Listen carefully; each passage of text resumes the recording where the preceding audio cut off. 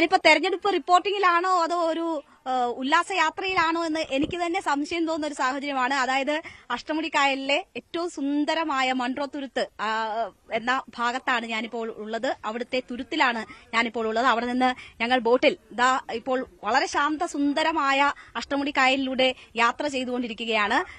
ഇത് നോക്കാം നമുക്ക്. ഈ വെള്ളത്തിലേക്ക് ചാഞ്ഞു കിടക്കുന്ന മരച്ചില്ലകളുണ്ട്, ഒപ്പം തന്നെ കണ്ടൽ കാടുകളുണ്ട്, ചെമ്മീൻ കെട്ടുകളുണ്ട്. എല്ലാം വളരെ സുന്ദരമാണ്. ഇത്ര ശാന്തസുന്ദരമായ യാത്രയിലും ഈ യാത്രയെ ചൂടുപിടിപ്പിക്കുന്ന തരത്തിലുള്ള ആളുകളാണ് നമുക്ക് ചുറ്റുമുള്ളത്. കാരണം വിവിധ പാർട്ടികളിലെ സ്ഥാനാർത്ഥികളായിട്ടുള്ളവരുണ്ട്, പാർട്ടി അനുഭാവികളായിട്ടുള്ളവരുണ്ട്. അപ്പോ നമ്മൾക്ക് ഈ തെരഞ്ഞെടുപ്പ്, കൊല്ലത്തെ തെരഞ്ഞെടുപ്പ് വിശേഷങ്ങൾ അവരോട് തന്നെ ചോദിക്കാം. ഇപ്പോൾ നമുക്കൊപ്പം ആദ്യം ചേരുന്നത് നെന്മേനി തെക്ക് ഭാഗം അല്ലേ, തെക്ക് വാർഡിലെ 9ാം വാർഡിലെ സ്ഥാനാർത്ഥിയാണ്. മൈക്കെടുത്ത് ഉപയോഗിച്ചോ. അപ്പോ സ്ഥാനാർത്ഥിയാണ് നമുക്കൊപ്പം ചേരുന്നത്. എന്താണ് ഈ തെരഞ്ഞെടുപ്പിൽ നിങ്ങൾക്ക് മുന്നോട്ട് വെക്കാനുള്ള, കോൺഗ്രസ് സ്ഥാനാർത്ഥിയല്ലേ, നിങ്ങൾക്ക് മുന്നോട്ട് വെക്കാൻ ഉള്ള കാര്യങ്ങൾ എന്താണ്?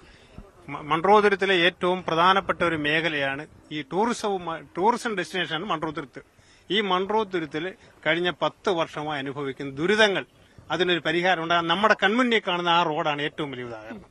മൺട്രോത്തുരുത്തിലെ ഏറ്റവും വലിയ ടൂറിസ്റ്റ് പോയിന്റാണിത്. ഇവിടെ എത്തുന്ന ജനങ്ങൾ നേരിടുന്ന ഏറ്റവും വലിയൊരു പ്രശ്നമാണ് ആ റോഡ്. ആ റോഡിന്റെ അവസ്ഥ നിങ്ങൾക്ക് നേരിട്ട് കണ്ടാൽ മനസ്സിലാവും. ഒന്നും ചെയ്തില്ലെന്നാണോ? അല്ല, ഈ ഗവൺമെന്റിനല്ലേ ചെയ്യാൻ പറ്റൂ, ഗവൺമെന്റ് അല്ലേ ചെയ്യേണ്ടത്. ആ ഗവൺമെന്റ് എന്ത് മേഖലയാണ് ഈ 10 വർഷമായിട്ട്? അതിനു മുൻപ് നമ്മുടെ ഇന്നത്തെ മുഖ്യമന്ത്രി കേരളത്തിന്റെ വടക്കേ അറ്റം മുതൽ തെക്കേ അറ്റം വരെ ഒരു യാത്ര നടത്തി. ആ യാത്രയുമായി ബന്ധപ്പെട്ട് കൊല്ലത്ത് വന്നപ്പോൾ നമ്മുടെ മുഖ്യമന്ത്രി മൺട്രോതുരുത്തിൽ വരികയും മൺട്രോതുരുത്തിൽ വന്ന് ആദ്യം പ്രഖ്യാപിച്ചപ്പോൾ ഇവിടെ ഉണ്ട് മൺട്രോത്തുരുത്തിൽ ഒരു പാക്കേജ്, മൺട്രോതുരുത്തിലെ ജനങ്ങൾ നേരിടുന്ന വിവിധ പ്രശ്നങ്ങളുമായി ബന്ധപ്പെട്ട് ഒരു പാക്കേജ് നടപ്പിലാക്കും എന്ന് മുഖ്യമന്ത്രി പ്രഖ്യാപിച്ചു. പക്ഷെ ഈ പാക്കേജ് കഴിഞ്ഞ് ഇനി 6 മാസം കൂടിയുള്ള ഗവൺമെന്റ് കാലാവധി, ഈ 6 മാസം കൂടിയുള്ള കാലാവധിയുള്ള ഗവൺമെന്റ് ആ പാക്കേജിന് യാതൊന്നും ചെയ്തില്ല എന്ന് മാത്രമല്ല, ഒരു വകയും മൺട്രോതുരുത്തി യാതൊന്നും ചെയ്തില്ല. സംഭവം പിള്ളേർക്ക് ഇപ്പൊ അറിയത്തില്ല. കാരണം ലോഡ് ഷെഡിംഗ് എന്ന് പറഞ്ഞാൽ, കാരണം അങ്ങനെ സംഭവം ഇല്ല. അത് കഴിഞ്ഞ 10 വർഷം കൊണ്ട് പിണറായി നടത്തുന്ന വികസന പ്രവർത്തനങ്ങൾ കൊണ്ട് ലോഡ് ഷെഡിംഗ് എന്ന് പറയുന്ന സാധനം പിള്ളേർക്ക് അറിയത്തില്ല. മറ്റേ കാർത്തിയം പോയെന്നാ പറയുന്നത്. കാര്യം എന്താ പറയുക, അന്ന് കാർത്തിയനായിരുന്നു മന്ത്രി, അന്ന് പറയായിരുന്നു കാർത്തിയം പോയെന്ന്. കാര്യം എന്താ, കറണ്ട് പോയെന്നാ പറയുന്നത്. ഇപ്പൊ അതില്ല, ഇപ്പൊ പറയാനില്ല. കൃഷ്ണൻകുട്ടി പോയെന്ന് പറയത്തില്ല, കാരണം പിള്ളേർക്ക് അറിയത്തില്ല. കറണ്ട് പോയില്ല, ഇപ്പൊ കറണ്ട് ഫുള്ള് കറണ്ട്. നിങ്ങളുടെ വീട്ടിൽ ഓരോ ഇന്ന് തന്നെ എത്ര പ്രാവശ്യം പോയെന്നാ? അങ്ങനെ പോയെന്ന് പറഞ്ഞിട്ട് കാര്യമുണ്ടോ? ആര് ഭരിച്ചാലും എന്നുള്ളതല്ല, കറണ്ട് ഇവിടെ എത്ര പ്രാവശ്യം പോവും? എത്ര ദിവസം ഇവിടെ കറണ്ടില്ല? രാവിലെ തൊട്ട് വൈകുന്നേരം വരെ എത്ര ദിവസം കറണ്ടില്ലായിരുന്നിട്ടുണ്ട്? അല്ലാണ്ട് മുമ്പൊക്കെ ലോഡ് ഷെഡിംഗ് എന്ന് പറഞ്ഞു അത് ഞങ്ങൾ എതിർക്കുന്നു. കാരണം കടവൂർ ശിവദാസൻ മന്ത്രി ആയിരിക്കുന്ന വൈദ്യുതി മന്ത്രി അങ്ങനല്ല. കടവൂർ ശിവദാസൻ വൈദ്യുതി മന്ത്രി പവർ കട്ടെന്നുള്ള പേരില്ല, ലോഡ് ഷെഡിംഗ് പേരില്ല. പക്ഷേ 24 മണിക്കൂർ കറണ്ടില്ല. ഒരു കാറ്റടിച്ചാൽ മതി, മൺട്രോതുരുത്തി കറണ്ടില്ലാത്ത ഒരു സാഹചര്യം നിലവിലുള്ളത്. പിന്നെ മൺട്രോതുരുത്തിനെ കുറിച്ച് കുറച്ച് കാര്യങ്ങൾ പറയാനുണ്ട്. മൺട്രോതുരുത്തിനെ കുറിച്ച് പറയുമ്പോൾ വളരെ ശാന്തസുന്ദരമായ എന്നൊക്കെ നിങ്ങൾ പറയും, പക്ഷെ വള്ളത്തിൽ സഞ്ചരിക്കുമ്പോൾ മാത്രമാണ് ഈ ശാന്തസുന്ദരം. ഇവിടെ നമ്മുടെ പ്രദേശത്തെ ഏറ്റവും വലിയ പ്രശ്നം എന്ന് വെച്ചാൽ അതിജീവനത്തിനുള്ള ഒരു തേരോട്ടത്തിലാണ് മൺട്രോത്തുരുത്തുകാർ. ഇവിടെ ശരിക്കും പറഞ്ഞാൽ വേലിയേറ്റം കയറുന്ന ഏതാണ്ട് 400ഓളം കുടുംബങ്ങൾ ഇവിടെ ഉണ്ട്. അപ്പൊ ഈ 400ഓളം കുടുംബങ്ങൾ വേലിയേറ്റ സമയത്ത് രാത്രിയിൽ വെള്ളം കയറുകയും രാവിലെ അപ്പൊ രാത്രിയിൽ അവർക്ക് എങ്ങോട്ട് മാറി താമസിക്കാൻ പറ്റാത്ത ഒരു അവസ്ഥയുണ്ട്. അപ്പൊ രാവിലെ ആകുമ്പോൾ ഈ വെള്ളം ഇറങ്ങുമ്പോഴും ആ വീട് മൊത്തം വളരെ മോശപ്പെട്ട ഒരു അവസ്ഥയാണ്. അപ്പൊ ഈ 400ഓളം കുടുംബങ്ങളെ മാറ്റിപ്പാർപ്പിക്കാൻ വേണ്ട ഒരു പുനരധിവാസ പാക്കേജ്, അതൊക്കെ 10 വർഷം മുമ്പ് മുഖ്യമന്ത്രി ആവുന്നതിന് മുമ്പ് പിണറായി വിജയൻ ഇവിടെ വന്ന് വാക്ക് തന്നതാണ്. പക്ഷെ അത് ഇതുവരെ നടപ്പിലാക്കാൻ അവർക്ക് കഴിഞ്ഞിട്ടില്ല. മറ്റൊന്നെന്ന് പറഞ്ഞാൽ അത് മാത്രമല്ല, ഇവിടെ മൺട്രോത്തുരുത്തിലെ പ്രദേശം എന്ന് വെച്ചാൽ എല്ലാം വെള്ളവും കുളവും തോടുകളും അടങ്ങുന്നതാണ്. ഇവിടെ CRZ ബാധകമായതുകൊണ്ട് ലൈഫിന്റെ വീട് കിട്ടിയാൽ തന്നെ അവർക്ക് വെക്കാൻ പറ്റാത്ത ഒരു സാഹചര്യം. അതിന്റെ പ്രധാന ഒരു പ്രശ്നം എന്ന് വെച്ചാൽ കഴിഞ്ഞ 2015 LDFന്റെ പഞ്ചായത്ത് വന്ന് ഈ നടപടിക്രമങ്ങൾ, ഈ CRZ ബന്ധപ്പെട്ട നടപടിക്രമങ്ങളിലുള്ള തീരുമാനങ്ങൾ അവര് മറ്റു ചില തീരുമാനങ്ങൾ എടുത്തതോടുകൂടി ഇവിടെ CRSൽ പെട്ട ആർക്കും ഇപ്പൊ വീട്ടില് മുറ്റത്തൊന്ന് വെള്ളം കെട്ടിക്കിടന്ന ഇച്ചിരി മണ്ണിടാൻ പോലും പറ്റാത്ത ഒരു സാഹചര്യം കഴിഞ്ഞ LDFന്റെ പഞ്ചായത്ത് ഭരണസമിതി അതൊന്നും അഡ്രസ് ചെയ്യപ്പെടുന്നില്ല ആ പ്രശ്നങ്ങൾ നമ്മൾ പരിഹരിക്കാൻ ഗവൺമെന്റിൽ ഇപ്പൊ 10 വർഷമായിട്ട് LDF ഗവൺമെന്റ് ഭരിക്കുകയാണ്. ഇവിടെ എന്താണ് ചെയ്യുന്നത്? ഇവിടെ ഈ മൺട്രോത്തുരത്തിന് വേണ്ടി ഈ 10 വർഷം മുമ്പ് ഒരു പാക്കേജ് പറഞ്ഞ മുഖ്യമന്ത്രി അതൊന്ന് ചിന്തിക്കാൻ പോലും ഇതുവരെ ഈ മൺട്രോത്തുരത്തിന്റെ പാക്കേജ് തന്നെയാണോ അപ്പൊ ഇവിടെ മൺട്രോത്തുരത്തിന്റെ പാക്കേജ് പറഞ്ഞ റോഡിന്റെ കാര്യം, ഈ റോഡ് വൃത്തിയാക്കി അവര് ബാങ്കിന്റെ അടുത്തിരുന്നത് പിന്നെ റെയിൽവേ സ്റ്റേഷൻ റോഡ്, പിന്നെ അത് കഴിഞ്ഞ് പെരുമൺ പാലം, അത് കഴിഞ്ഞ് ഇപ്പോഴത്തെ അത് ഒരു പേപ്പറോടെ കിട്ടിയാൽ അത് പിന്നെ വസ്തുവിന്റെ പൈസ എല്ലാം കൊടുത്ത് അത് കഴിഞ്ഞ് ഇപ്പം ടെൻഡർ ചെയ്യണം, അത് ഒരു പേപ്പർ കൊടുക്കണം. ഒന്നേ പാലം പണി തുടങ്ങി. അങ്ങനെ പിന്നെ പിണറായി 10 വർഷം കൊണ്ട് പറഞ്ഞതെല്ലാം സാധിക്കുന്നുണ്ട്. തുടങ്ങിയെന്ന് പറയുന്നുണ്ട്. ഇപ്പൊ നമ്മുടെ വാർഡിലെ സിറ്റിംഗ് വാർഡായ BJP മെമ്പർ ഭരിക്കുന്ന ഈ വാർഡിൽ തന്നെ ഒരു റോഡിന് വേണ്ടിയിട്ട് ശ്രമിച്ചപ്പോ എന്താണ് സംഭവിച്ചതെന്ന് പറഞ്ഞു കഴിഞ്ഞാല് എന്തായിരുന്നു 10 വർഷമായിട്ട് ഈ പറയുന്ന പാലങ്ങൾ അല്ല വാക്ക് കിട്ടുന്നില്ലെന്ന് പറഞ്ഞു കഴിഞ്ഞാല് CRSന്റെ പേരില് അത് ആ റോഡ് തടഞ്ഞു വെച്ചിരിക്കുകയാണ്. അവിടെ ചെയ്യാൻ പറ്റിയിട്ടില്ല. 10-20 കുടുംബങ്ങൾ അവിടെ ഉണ്ട്. അത് CRSന്റെ പേരിലാണ് തടഞ്ഞു വെച്ചിരിക്കുന്നത്. അതിന് വേണ്ടിയിട്ട് തടസ്സം നിന്നാണ് ഇവിടുത്തെ LDF ഗവൺമെന്റ്. അവിടുത്തെ ആരെയായിരുന്നു ബഹുമാനപ്പെട്ട കളക്ടർ എടുത്തു പോവുകയും എന്റെ വാർഡിലെ ഗുരുമന്ദിരം മുതൽ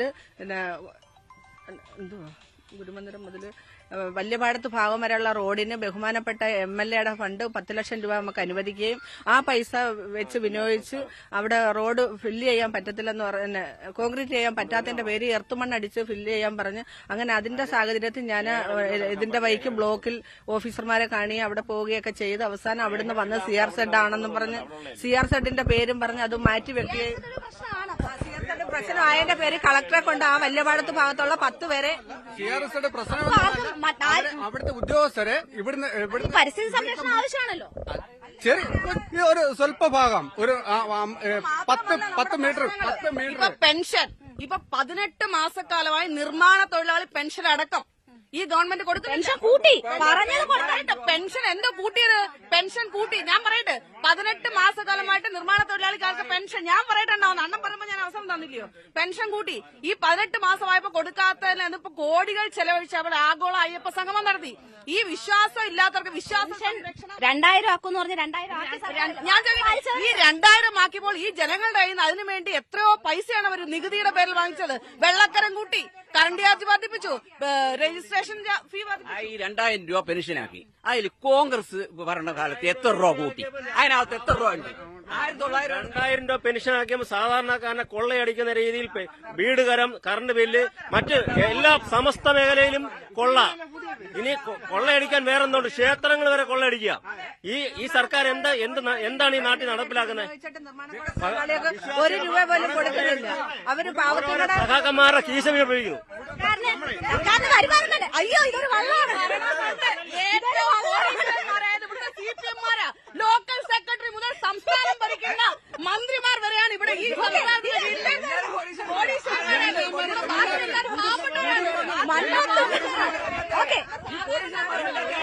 BJPക്ക് പറയാനുള്ളത് 60 വർഷം ഭരിച്ച കോൺഗ്രസും ഇടതുകക്ഷികളും ഈ രാജ്യത്ത് പുരോഗതി കൊണ്ടുവരാൻ പുരോഗതി നടപ്പിലാക്കിയിട്ടില്ല. 1 മിനിറ്റ് പുരോഗതി നടപ്പിലാക്കിയിട്ടില്ല. 11 വർഷം മോദി സർക്കാർ ഭരിച്ചപ്പോൾ രാജ്യത്തെ മാറ്റം എല്ലാ ജനങ്ങളും കാണുന്നതാണ്.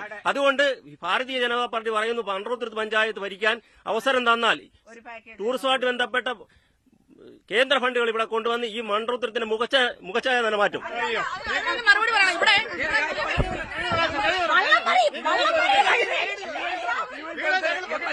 തിരുവനന്തപുരത്ത് MLA ഉണ്ടായിരുന്നു. അവിടെ 5 വർഷം തിരുവനന്തപുരത്ത് MLA ഉണ്ടായിരുന്നു, രാജഗോപാൽ.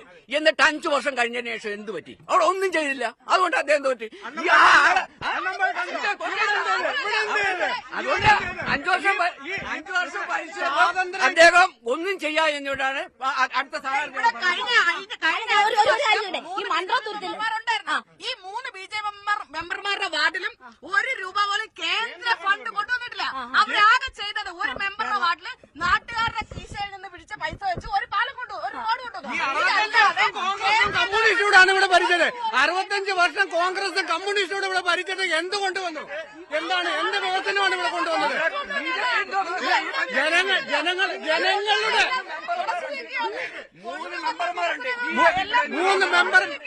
മൂന്ന് മെമ്പർമാരുണ്ടെങ്കിൽ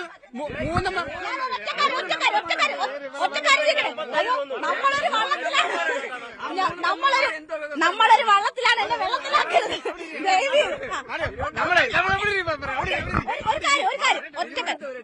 ഓ രാജഗോപാൽ ജയിച്ച MLA 5 വർഷം കഴിഞ്ഞിട്ട് അവിടെ ജയിച്ചു.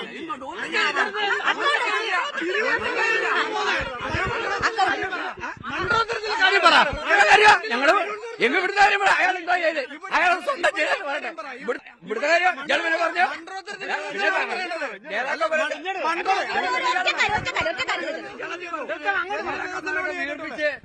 വികസനം ചെയ്ത ഞങ്ങൾ പറഞ്ഞത് ഈ റോഡ് നമ്മുടെ ബാങ്കിന് പറഞ്ഞ പെരുമന്താനം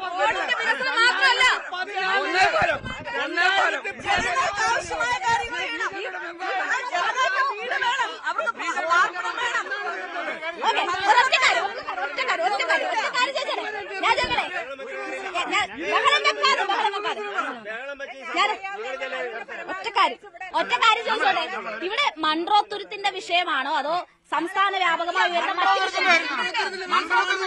അതാണ് പ്രധാന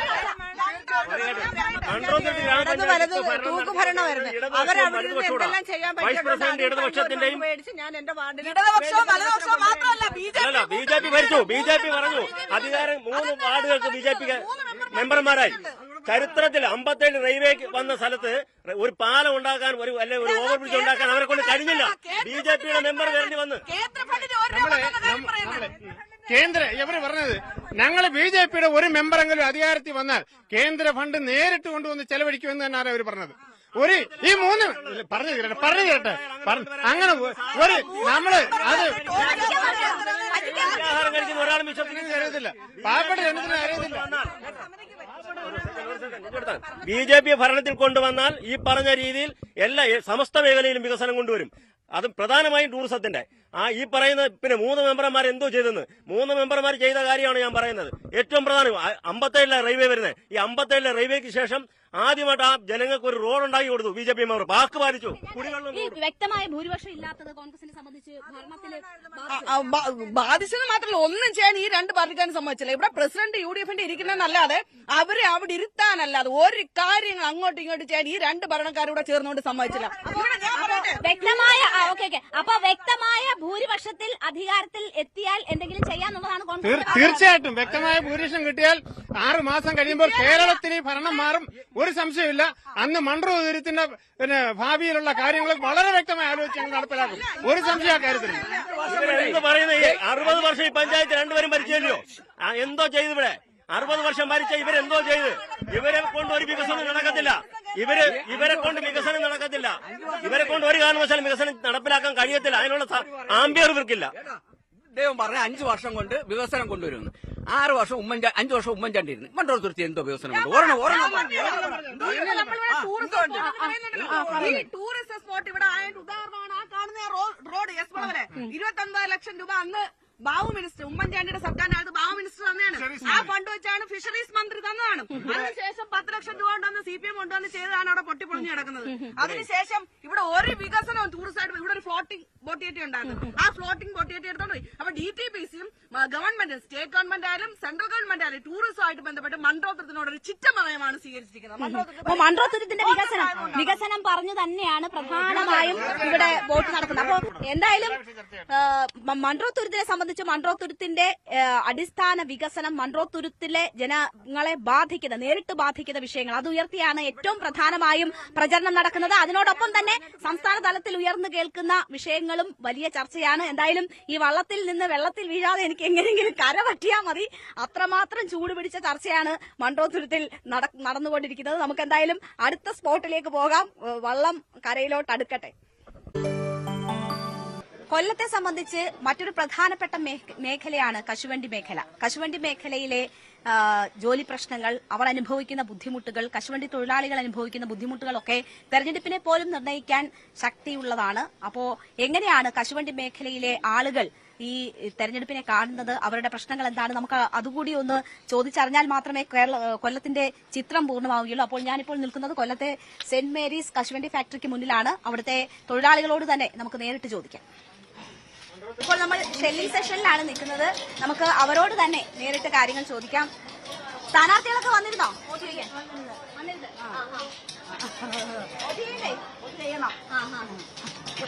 എന്താ പ്രാദേശിക വിഷയങ്ങളൊക്കെ നോക്കിയാണോ? എന്ത് നോക്കിയാ വോട്ട് ചെയ്യുന്നേ? തദ്ദേശ തെരഞ്ഞെടുപ്പ് ആരും എല്ലാവരും വെച്ചാലേ അവർ വോട്ട് ചെയ്യും. വ്യക്തികളെ നോക്കിയാ അല്ലേ? വ്യക്തികളെ നോക്കി ചെയ്യും. ജോലിയൊക്കെ ഉണ്ടോ നിങ്ങൾക്ക്? ജോലിയൊക്കെ ഉറപ്പാകുന്നുണ്ടോ? ഉറപ്പാണ്. ഈ തുടർച്ചയാണോ അതോ മാറുവോ കൊല്ലത്തിന്റെ രാഷ്ട്രീയ മുഖം? ഇല്ല, കൊല്ലത്തിന്റെ രാഷ്ട്രീയം മാറുമെന്നോ അത് ഇലക്ഷൻ കഴിഞ്ഞിട്ടേ പറയാൻ പറ്റത്തുള്ളൂ. സസ്പെൻസ് ആണ്. ഇലക്ഷൻ കഴിഞ്ഞേ പറയാൻ പറ്റുള്ളൂ എന്നാ പറയുന്നേ. സ്ഥാനാർത്ഥികളൊക്കെ വന്നായിരുന്നോ? ഇവിടെ വന്ന് കണ്ട് നിങ്ങളുടെ പ്രശ്നങ്ങളൊക്കെ പറഞ്ഞാ? എല്ലാം പറഞ്ഞു. അത് തദ്ദേശ എല്ലാരും എല്ലാ പാർട്ടിക്കാരും എല്ലാം തരാമെന്ന് പറഞ്ഞു. ആരുമില്ല തരത്തില്ലെന്ന് പറഞ്ഞത്. പക്ഷെ കിട്ടത്തില്ല. അതോ കിട്ടുന്നുണ്ടോ? കിട്ടത്തില്ല. ഇപ്പൊ ആ കാണുന്ന കാഴ്ചയേ ഉള്ളു, പിന്നില്ല. വോട്ട് ചെയ്യും. പക്ഷെ വോട്ട് പിന്നെ ആർക്കെങ്കിലും ഒരാൾക്ക് ചെയ്യണ്ടേ? ചെയ്യും. അത് ചെയ്തിരിക്കും. വന്നവരോടൊക്കെ പ്രശ്നം പറഞ്ഞോ? എല്ലാ കാര്യങ്ങളും പറഞ്ഞു. വോട്ട് തീരുന്നോടം വരെ ചെയ്ത് തീരുന്നോടം വരെ അവർ തരാന്ന് പറഞ്ഞു. പിന്നെ അവരെ കളി കാണില്ല. അത്രയേ ഉള്ളൂ. നല്ല തിരക്കിട്ട പണിയിലാണ് എല്ലാവരും. അമ്മ വോട്ടൊക്കെ ചോദിക്കാൻ ആളുകൾ വന്നിരുന്നാ? വോട്ട് ചോദിക്കാൻ വന്നാൽ നമ്മൾ കൊടുക്കാമെന്ന് പറഞ്ഞു പോയവര്. പോയി. കൊല്ലം എപ്പോഴും ചുമന്നിരിക്കും എന്നാണ് പറയുന്നത്. ചമന്നാലും കറുത്താലും ഞങ്ങൾക്ക് ആറ്റൊന്നുമില്ല, ഒരു രക്ഷയില്ല. ഇത് ചെയ്യാമെങ്കിൽ ജീവിക്കാം. ആദ്യം വന്ന് പറയാം ആനയെ തരാം, കുതിരയെ തരാം, അതിന്റെ പുറകെ ഒരു കുരകിനെ തരാമെന്നൊക്കെ പറയും. കുരകുമില്ല, പേരുമില്ല, ആമയില്ല. ഈ അഞ്ചുമല്ലേ അങ്ങ് ജീവിക്കാം. പെൻഷൻ കൂട്ടി പെൻഷൻ കൂട്ടി ഇത് കൊച്ചുനാളോട്ട് തല്ലിയതിന്റെ ഫലമാ. അതിന്റെ പെൻഷൻ തരുന്നത് ഒരു സർക്കാർ ഞങ്ങൾ തരുന്നില്ല. ഞങ്ങളുടെ പെൻഷനെ ഞങ്ങൾ തരുന്നത്. കൊച്ചുനാളോട്ട് എന്റെ പൈസ പിടിച്ചായിരുന്നു. ഒരു വീതം അവർ പിടിക്കും. ആ പൈസ ഞങ്ങൾക്ക് പെൻഷൻ തരുന്നത്. സർക്കാരിന്റെ ഒരു പൈസ വിധവ പെൻഷൻ ഉണ്ട് സർക്കാരിന്റെ, അത് മാത്രമേ ഉള്ളൂ. അതെനിക്ക് ഭാഗമല്ല. സ്ഥാനാർത്ഥികളൊക്കെ വന്നായിരുന്നോ അമ്മ? തെരഞ്ഞെടുപ്പിലൂടെ എങ്ങനെ ഉണ്ട്? എല്ലാം ഇഷ്ടം പോലെ ഉണ്ടോക്കളെ സ്ഥാനാർത്ഥികളുണ്ട്. വോട്ട് ചെയ്താലേ ഈ അണ്ടിയൊന്നും ഞങ്ങൾക്ക് തല്ലണം. അങ്ങനെയുള്ളവരൊക്കെ വോട്ട് ചെയ്യത്തുള്ളൂ. ഞങ്ങൾക്ക് അരി കഴിക്കണം. പണിയൊക്കെ കിട്ടുന്നുള്ളൂ. ഓപ്പറേഷനിൽ പക്ഷെ പണിയില്ലല്ലോ. അത് പറഞ്ഞു അല്ല, ഇല്ലെന്നാലും നിങ്ങൾ പോയോ? പണിയുണ്ട്. ദിവസം മുടങ്ങാനുണ്ട്. എല്ലാ ദിവസവും അല്ലാതെ ഇവിടെ വരും. അപ്പൊ പിന്നെന്താ പ്രശ്നം? അങ്ങനെയുള്ളവർക്ക് ഞങ്ങൾ വോട്ട് ചെയ്യും. അല്ലെങ്കിൽ ഞങ്ങൾ നിരത്തി അങ്ങ് കൊടുക്കും. ആരും പരാതി പറയത്തില്ലല്ലോ. അപ്പൊ ഇപ്പൊ പണിയുണ്ട്. അപ്പം ഇപ്പൊ പണി തരുന്നവർക്ക് തന്നെ കൊടുക്കും. അല്ലാതെ കൊടുക്കത്തില്ല. കൊടുത്തോണ്ട് ഒരു പ്രയോജനം ഞങ്ങൾ ഒത്തിരി അനുഭവിച്ചായിരുന്നു. അപ്പൊ തുടർ ഭരണം. അത് ഞങ്ങൾ വിചാരിക്കാൻ കുറച്ചാലും ഭരിക്കും അവര്. ഞങ്ങൾ വിചാരിക്കാൻ അവര് ഭരിക്കും. ഒരു കുഴപ്പവും വരുന്നില്ല. നിങ്ങളാണ് അപ്പൊ അവരെങ്ങനെ പിടിച്ചു നിർത്തിയിരിക്കുന്നത്? അങ്ങനെ തന്നെ. തുടർ ഭരണത്തിന് പിന്നിൽ കൊണ്ട് ഞങ്ങളെ എങ്ങും പോയി വായി നോക്കുന്നില്ല. ഇവിടെ ജോലി ചെയ്ത് അനുഭവിക്കും. മറ്റേ ഞങ്ങള് പലയിടത്ത് വായി നോക്കാൻ നടന്നായിരുന്നു. ആര് ഭരിച്ചപ്പോഴാ? ഉമ്മൻചാണ്ടി. അതുകൂടെ പറഞ്ഞുതരാം. അപ്പോ ഇതാണ് ഇത് ശക്തമായ രാഷ്ട്രീയവും കൂടി പറയുന്നുണ്ട്. സ്ഥാനാർത്ഥികളെ തരണം. നല്ല ഭരണം. ഈ ഭരണം തന്നെ വരണം. അപ്പോ കൊല്ലം ഇത്തവണയും ഇടത് പക്ഷത്തേക്ക് നല്ല ഭരണമാണ്. ഇവർ തന്നെ തുടരണം എന്നതാണ്. 35 വർഷമായി ഞാനൊരു ഷെഡിനകത്ത് കിടന്നിട്ട് ഒന്നാം പാടില്ല. ഇന്ന് വരെ ഒരു മാളം ഉണ്ടായിട്ടില്ല. കുറെ മെമ്പർമാരും കുറെ സ്ഥാനാർത്ഥികളും വരും വോട്ടിന് മാത്രം. അല്ലാതെ യാതൊരു പ്രയോജനവും ഒരു വഴി പോലും ഇല്ല. അവിടെ വന്ന് ജാനറ്റുകാരെല്ലാം വന്ന് കണ്ടേച്ച് എഴുതിക്കൊണ്ട് പോയതാ. പേപ്പറിനകത്ത് വന്നതാ. ഇന്നും അത് അങ്ങനെ തന്നെ നടക്കുക. ലൈഫ് മിഷന് അപേക്ഷ കൊടുത്തില്ലേ? അപേക്ഷയൊക്കെ കൊടുത്ത് അപ്ഡേറ്റ് വരെ കൊണ്ട് കൊടുത്തു. എന്നിട്ടൊന്നും ഇന്ന് വരെയും കിട്ടിയിട്ടില്ല. ഇപ്പൊ വരെ എല്ലാം ഉണ്ടെന്ന് പറയുന്നതല്ല. 35 വർഷമായി ഞാൻ ആ വീട്ടിൽ വന്ന് കയറിയിട്ട്. ഇന്ന് വരെ 2 പൊടിക്കുഞ്ഞുങ്ങൾ അല്ലെങ്കിൽ ഞാനുമായിട്ട് നടക്കുന്നത്. എന്താ വീട് കിട്ടാത്ത പ്രശ്നം പറയുന്നത്? എന്താ വീട് കിട്ടാത്ത നാളെ ചതുപ്പ് സ്ഥലമാണെന്ന് പറഞ്ഞ് അവിടെ എഴുതി കൊടുത്ത്. എന്നിട്ട് വേറുള്ളവർക്ക് എല്ലാം കിട്ടി. നല്ല നല്ല വീടുള്ളവർക്കെല്ലാം അവിടെ വീട് ഇടിച്ചു കൊടുത്തിട്ട് വീട് കൊടുക്കുന്നുണ്ട്. ഞങ്ങൾക്ക് മാത്രമേ ഇല്ല. ആ ഒരു വാർഡിൽ എന്റെ ഒരു വീട് മാത്രമേ ഉള്ളൂ അങ്ങനെ കിടക്കുന്നത്. ഇത്രയേ ഉള്ളൂ. വീട് കിട്ടാത്തവർ ഇനിയും ഉണ്ട് എന്നതുകൂടിയാണ് സൂചിപ്പിക്കുന്നത്. അമ്മ വോട്ട് ചെയ്യണ്ടേ? വോട്ട് എന്തിനാ കൊടുക്കുന്നത്? ഒന്നീ വഴി കിട്ടണം. മാറിയും തിരിഞ്ഞും മാറിയും തിരിഞ്ഞും മാറിയും തിരിഞ്ഞും 25 കൊല്ലം കമ്മ്യൂണിസ്റ്റുകാർ ഭരിച്ചു. അത് കഴിഞ്ഞ് കോൺഗ്രസ്സുകാർ ഭരിക്കുന്നു. ഞാൻ നാട്ടെ ഇങ്ങോട്ട് എന്നെ നോക്ക്. മുത്തപ്പം വെള്ളത്തൂടെ ഇവിടെ വരുന്നത് അങ്ങ് മണ്ഡലത്തിൽ 2ാം വാർഡിൽ നിന്ന് അരുന്നല്ലൂർ ദേശത്തുനിന്നാണ് ഞാൻ ഇവിടെ വരുന്നത്. ഈ മുത്തപ്പം വെള്ളത്തിൽ ഒരു ഫലം അവരെ കൊണ്ട് ഇന്നുവരെ ഉണ്ടായിട്ടില്ല. 2 കൂട്ടരും അത് തന്നെ. ഒരാളും തന്നെ 2 കൂട്ടരും. കോൺഗ്രസും അത് തന്നെ, കമ്മ്യൂണിസ്റ്റും അത് തന്നെ. ഇനി എന്തിനാ ഞങ്ങളോട്ട് വേറെ ആരെങ്കിലും വരണതാണോ? വേറെ ആരെങ്കിലും ഇത് തന്നെ ഞങ്ങളുടെ നാട്ടിൽ വഴി ഇല്ല വിട്ടുപോയി. മുത്തപ്പം വെള്ളത്തൂടാ കയറി വരുന്നത്. ഇവിടെ ഈ 2 കടത്തോളം ഇറങ്ങി 2 കടത്തോളം നമ്മൾ കഷ്ടപ്പെടുന്നെങ്കിൽ നമുക്ക് ജീവിക്കാം. പിന്നെ അതിനോട് ഒരു വിശ്വാസം ഉണ്ട്. കഴിഞ്ഞ തവണ വോട്ട് ചെയ്തവരൊന്നും നോക്കിയില്ലേ? നോക്കിയെന്നാണ് അവർക്ക് തന്നെ ചെയ്യും. അപ്പൊ ഇത് ഇനിയും ഇങ്ങനെ തുടരും, ഭരണം തുടരും എന്നാണോ കൊല്ലത്ത്? വോട്ട് ചോദിക്കാൻ ആളുകൾ എത്തിയിരുന്നോ? ചോദിക്കാനൊക്കെ എത്തിയിരുന്ന അർഹതയുള്ളവരുടെ കാര്യങ്ങളിൽ ഒന്നും എത്തിയിട്ടില്ല. ഞാൻ 14 വർഷം കൊണ്ട് ഒരു സെക്രട്ടേറിയറ്റ് കിടക്കും. എനിക്ക് ഇന്നുവരെ ഒരു വീട് കിട്ടിയിട്ടില്ല. ഉമ്മൻചാണ്ടി സർക്കാർ ഇരുന്നപ്പം തൊട്ടാൻ അപേക്ഷ കൊടുക്കുന്നു. വീട് തരാന്ന് പറയുന്ന അല്ലാതെ ഇതുവരെയും കിട്ടിയിട്ടില്ല. മുഖ്യമന്ത്രിക്ക് കളക്ടർക്ക് എല്ലാം പരാതി. അടുത്തതിനകത്ത് ഉണ്ട് എന്ന് പറയും.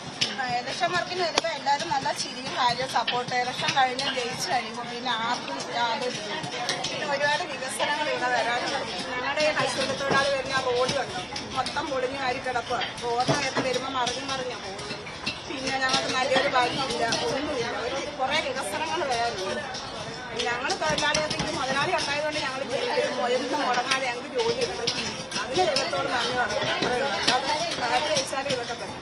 കോർപ്പറേഷനില് പണി എങ്ങനെയാ? കോർപ്പറേഷനിൽ ഇപ്പം മുടങ്ങാതെ ജോലിയൊക്കെ എടുക്കുന്നുണ്ട്. ആര് വന്നാലും ഞങ്ങൾക്ക് നല്ലതൊന്നുമില്ല എന്നാണ് പറയുന്നത്. അതുകൊണ്ട് ആര് വന്നാൽ എന്തെന്ന് ചോദിക്കുന്നവരുണ്ട്. അതേസമയം കോർപ്പറേഷനിൽ മുടങ്ങാതെ പണിയുണ്ട് എന്നതൊരു ആശ്വാസമായി പറയുന്നവരുണ്ട്. അതുകൊണ്ട് തന്നെ തുടരണം ഈ സർക്കാർ എന്ന് പറയുന്നവരുണ്ട്. ഇപ്പൊ തദ്ദേശ തെരഞ്ഞെടുപ്പ് പിന്നെ നിയമസഭാ തെരഞ്ഞെടുപ്പൊക്കെ വരികയാണ്.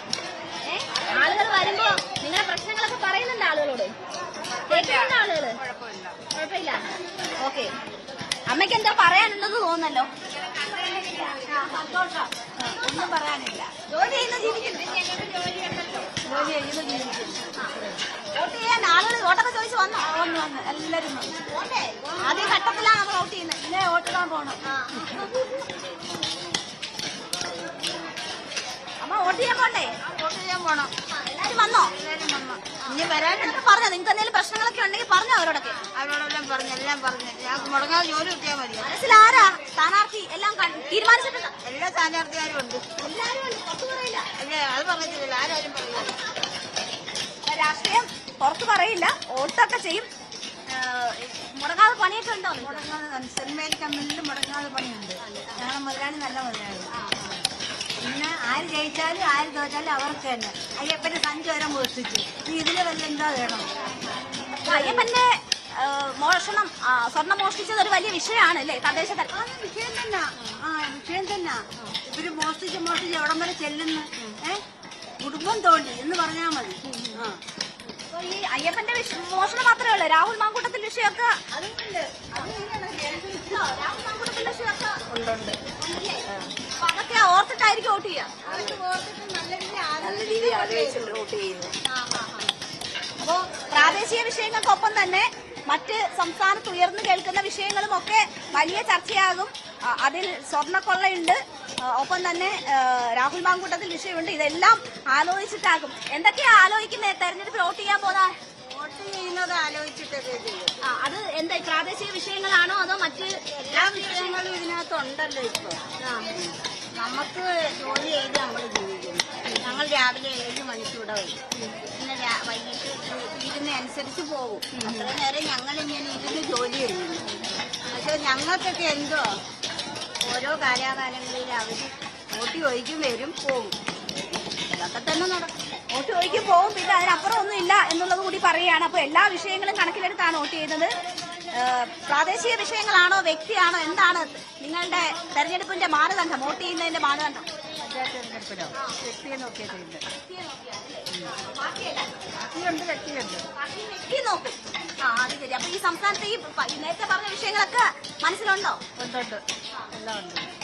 അയ്യപ്പന്റെ ഉണ്ട്, രാഹുലിന്റെ ഉണ്ട്, എല്ലാ വിഷയങ്ങളും അറിയാം. പ്രാദേശിക വിഷയങ്ങളോ, ഈ വികസനം, റോഡ്, ജലം, ശുദ്ധജലം, അതെല്ലാം ഉണ്ട്. പ്രശ്നങ്ങളൊക്കെ ഉണ്ട് ഇപ്പൊ? ഇല്ലില്ല, എല്ലാ റോഡും എല്ലാം ആയിട്ടുണ്ട് ഇപ്പൊ. ഏറെക്കുറെ വികസനമൊക്കെ എത്തിയെന്ന് പറയുന്നുണ്ട്. നമുക്ക് ഇവരുടെ വളരെ തിരക്കിട്ട പണികളാണ് നടക്കുന്നത്. അതിനിടയിൽ നമുക്ക് പെട്ടെന്ന് തന്നെ പോണം.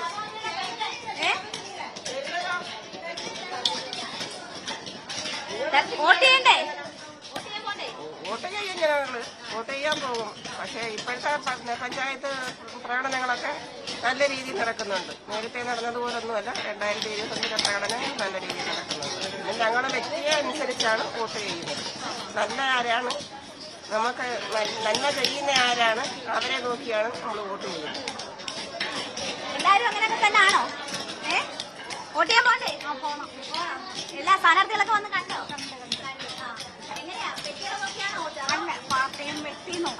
പാർട്ടി ഉണ്ടപ്പോ നമുക്ക്. പറയോ, ഞങ്ങളോട് പറയോ? ഞങ്ങളോട് പറയില്ല, അത് രഹസ്യമാണ്. അപ്പൊ പോണ്ടേ വോട്ട് ചെയ്യാൻ? കാണാൻ വന്നവരൊക്കെ പ്രശ്നങ്ങളൊക്കെ പറഞ്ഞോ? കഴിഞ്ഞ വർഷത്തിന് ശേഷം പിന്നെ ഇടയ്ക്ക് അവരെ കണ്ടിരുന്നോ? സ്ഥാനാർത്ഥികളെ പിന്നെ കണ്ടിട്ട് വരുമ്പോ കാണും, പിന്നെ കാണത്തില്ല. വോട്ട് കഴിക്കാൻ വരും, പിന്നെ അവരെ കാണത്തില്ല. കൊല്ലത്ത് തുടർഭരണമായിരിക്കോ? ഇനി കോർപ്പറേഷൻ ഭരണമൊക്കെ തുടർഭരണമായിരിക്കോ, ഇടതായിരിക്കോ? അപ്പൊ ഒരു വെല്ലുവിളി ഉണ്ട് എന്നതാണ്. തുടർച്ചയുണ്ടോന്ന് അറിയില്ല എന്നാണ്. കൊല്ലത്ത് തുടർഭരണമായിരിക്കോ? കോർപ്പറേഷൻ ഇത്തവണ ഇടത് പിടിക്കോ? നിങ്ങളുടെ മനസ്സിൽ തീരുമാനമുണ്ട്? തീരുമാനമൊക്കെ ഉണ്ട്. ഇടതുപക്ഷം ജയിക്കോ? കോർപ്പറേഷൻ ജയിക്കോ? ഇത്തവണ ഇടത് തന്നെ. കൊല്ലത്ത് മാറ്റില്ലേ? 8 കൊല്ലമായി കോർപ്പറേഷൻ ഭരണം. മതി. 30 കൊല്ലം കൊണ്ടേ ഒരു കയറുകൊല്ലം തേമൂരി അടച്ച പൈസ തരാൻ കിടക്കുകയാണ്. നമ്മുടെ സർക്കാരാന്ന് പറയുന്നത്. ഇടതുപക്ഷം എന്താ തരാത്ത എന്താ? അതിന് മറുപടി ക്ഷേമനിധി അടച്ച പൈസ 30 കൊല്ലം അടച്ചത് 15,000 രൂപയുണ്ടെന്ന് അവർ പറഞ്ഞു. 5 വർഷമായി ഇതേവരെയും തരുന്നില്ല. നമ്മുടെ സർക്കാരാന്ന് പറയുന്നത്. പെൻഷൻ കൊടുത്തു, ക്ഷേമനിധിയുടെ തുക കിട്ടാനൊക്കെയുള്ള നടന്നില്ല. വിധവ പെൻഷനാണ് മേടിക്കുന്നത്. ആ അടച്ച പൈസ തരുന്നില്ലെന്നാ പറഞ്ഞത്. അപ്പൊ അത് 30 കൊല്ലം അടച്ചതാ. 15,000 രൂപയുണ്ട്. എന്താ പറയുന്നേ? ആ തരും. സർക്കാർ എന്നോട് ചോദിച്ചോണ്ടിരിക്കുന്നു, തരുമ്പോ അക്കൗണ്ടിൽ ഇട്ട് തരുമെന്ന് പറയുന്നു. അത് തരാത്ത വിഷമമുണ്ട്. ഇതെന്ത് മാറി ചിന്തിക്കും എത്തവണ? ചിലപ്പം ചിന്തിച്ചേക്കും. മാറി ചിന്തിക്കും. ചിലപ്പോൾ മാറി ചിന്തിക്കും.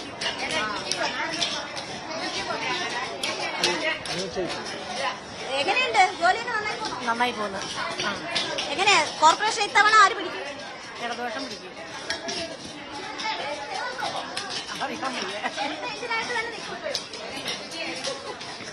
ഇരട്ട എഞ്ചിനായിട്ട് തന്നെ കോർപ്പറേഷൻ നിൽക്കുമെന്നാണ് പറയുന്നത്. എന്തായാലും എല്ലാവരും അവരുടെ പ്രശ്നങ്ങളുണ്ട്, മറ്റ് പ്രതിസന്ധികളുണ്ട്. അമ്മയ്ക്ക് എന്തെങ്കിലും പറയണ്ട? ജോലിയുണ്ട് മക്കളെ, ഇന്നും ജോലിയുണ്ട്.